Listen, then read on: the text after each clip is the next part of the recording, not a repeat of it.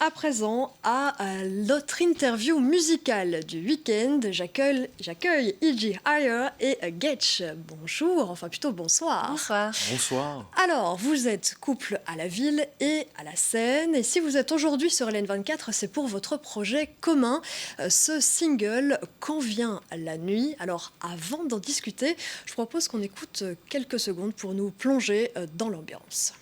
Quand vient la nuit, je m'oublie trop tard, je me perds dans le noir. Quand vient la nuit, je m'égare trop tard, je me perds. Quand vient la nuit, j'ai le mal de toi.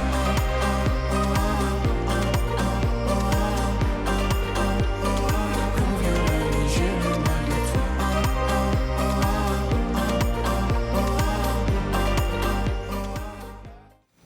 Alors, Quand vient la nuit, c'est donc votre projet commun, un nouveau projet commun, mais c'est aussi votre histoire, une partie de votre histoire en tout cas. Oui. Oui. Je vais d'abord le laisser parler. C'est une partie de notre histoire, mais oui, je pense que c'est pas mal de couples se retrouvent un petit peu là-dedans. On a toujours le souci aussi d'écrire des chansons dans lesquelles les gens peuvent se retrouver. C'est une façon aussi d'exorciser les histoires de couple, les disputes, etc. On a voulu mettre ça en chanson et ça fait du bien. Justement, vous pouvez expliquer un petit peu l'histoire de ce single et aussi de ce clip? La volonté, ça avait été de réécrire ensemble et de recomposer ensemble après notre premier projet qui avait été Jaguar. On avait dû le laisser un petit peu de côté parce qu'on a eu un enfant ensemble à ce moment-là et donc c'était fort compliqué de continuer un projet ensemble. Et on s'est dit on a envie de continuer à travailler ensemble parce qu'on aime beaucoup ça, mais de manière plus ponctuelle. Donc c'est pour ça qu'on a laissé nos deux noms d'artistes de manière séparée et qu'on ne se produit plus sous le nom de Jaguar pour l'instant en tout cas. Et vraiment on avait envie on sentait en fait chez les gens une demande qu'on écrive plus de chansons d'amour. Bon, celle-ci, c'est une chanson de rupture. Mais l'idée, quand même, c'était aussi d'apporter aux gens cette légèreté, d'un côté, et puis ce côté cathartique dont Getch a parlé juste avant. C'est un petit peu une thérapie, peut-être? La musique? Oui. Une thérapie? Oui, je pense. Je pense que dans le monde dans lequel on vit, ça fait énormément de bien, en fait, de pouvoir faire de la musique, tout simplement, oui.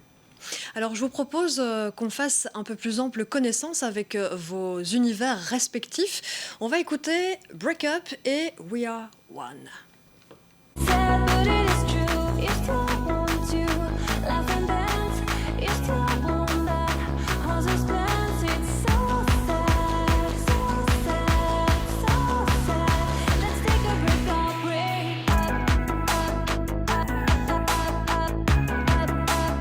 Quand on bon se relève, mais cela n'a rien de bien grave quand on sait d'où l'on vient. We are one, we are. Alors, est-ce que vous pouvez peut-être définir chacun un petit peu votre univers? Peut-être vous, Iji, d'abord? Moi, j'ai commencé il y a peu. J'ai commencé juste après le confinement, donc la première vague du confinement. Et j'avais vraiment cette envie de faire de l'électropop, mais assez dansante, limite deep house. Donc deep house, c'est vraiment avec des grosses basses. C'est quelque chose que j'aime écouter moi-même depuis toujours. Et donc, moi, ça me semblait naturel de me diriger vers ça. J'ai aussi commencé par l'écriture en anglais. Le prochain EP sera totalement en français. J'ai vraiment voulu faire les deux pour voir aussi ce qui me plaisait moi le plus parce que je suis vraiment au début de mon projet et donc je peux me permettre d'expérimenter pas mal. Donc ça, c'est très, très chouette.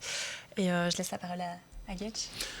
Mon kiff, c'est la chanson française à fond, la chanson à texte. J'adore raconter des histoires, j'adore écouter des histoires. Et puis tous les anciens, les Cabrel, les Souchon, évidemment, les Brel, les Brassens, c'est vraiment des chanteurs qui comptent encore beaucoup pour moi et qui m'ont beaucoup influencé. Est-ce qu'il y a un univers qui va vers l'autre ou est-ce que c'est vraiment une fusion de vos deux univers? C'est une fusion. Oui. C'est une fusion parce que Getch fait de la chanson française, mais à côté de ça, il ne l'avoue pas vraiment, mais il écoute aussi David Guetta. Donc, Ne le dites pas, ça. Parle de Brassens. Ne le dites pas. Tout comme moi, j'adore aussi Brassens. Donc, on a une palette tous les deux très très large. On n'a pas de On ne se de cantonne carcan. pas, Oui, voilà, c'est ça. Et du coup, c'est pas difficile pour nous de se rapprocher de l'univers de l'un ou de l'autre. Et quand il s'agit d'écrire, j'imagine un peu comme quand on était à l'université, quand on se met en groupe, il y a toujours un qui travaille plus que l'autre, ou il y a des tensions qui arrivent. Comment ça se passe quand on se écrit? dispute à chaque fois. À chaque fois. Chaque fois avant de commencer à écrire, on se dit, cette fois-ci, on va essayer de faire ça de manière sereine. On n'y est encore jamais arrivé. Jamais. Non, mais je pense que c'est aussi inhérent en fait qu'on est un couple. Parce que dans un couple, en tout cas nous, on communique énormément et on se dit les choses de manière très cash. Donc je suis capable de lui dire, écoute, là ce que tu as fait, c'est nul. Tout comme lui peut me le dire aussi. Oui, Alors bien parfois sûr, ça va dans les deux sens.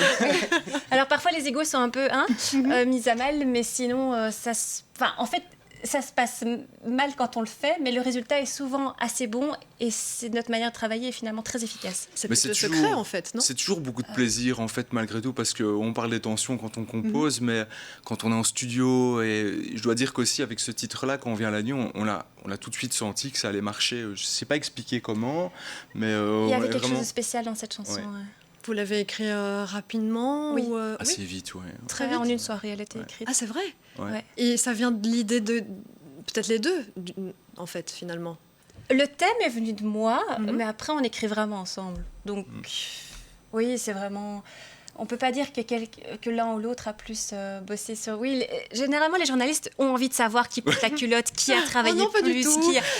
Mais... Qui domine qui, voilà, oui. vrai, qui c'est ça. Peut-être une fusion des idées à un moment donné. Mais c'est vraiment ça. Oui. Et pour conclure, vous avez chacun une actualité très très proche, un album et aussi un EP pour vous. Peut-être des dates clés pour vous? Alors je vous fais de la musique. Le 18. Comment ça s'appelle encore? J'ai oublié. En Wallonie, quelque part. Eh bien, on super. trouvera. On mettra les infos dès qu'elles sont là. Mais c'est pour Néo Radio, en fait. oui, c'est pour Néo Radio qui organise les fêtes de la musique. Et vos sorties oui, les sorties. Ce sera... Normalement, c'était pour le mois de juin, mais on doit retarder un petit peu parce qu'avec toute la promo qu'on doit faire, mais finalement, on a moins de temps pour finir son album. Moi, mon EP, on se focalise vraiment sur la promo de Quand vient la nuit, parce qu'il rencontre un tel engouement qu'on a envie de continuer à travailler dessus avant. C'est pour ça qu'on a retardé un petit peu nos EP et albums respectifs. Eh bien, je vous souhaite que cette promo continue. En tout cas, merci beaucoup d'être venu sur ce plateau pour nous parler de Quand vient la nuit. Merci à vous beaucoup. Merci. Et passez une très belle soirée sur LN24. Vous le savez, l'information revient sur LN24.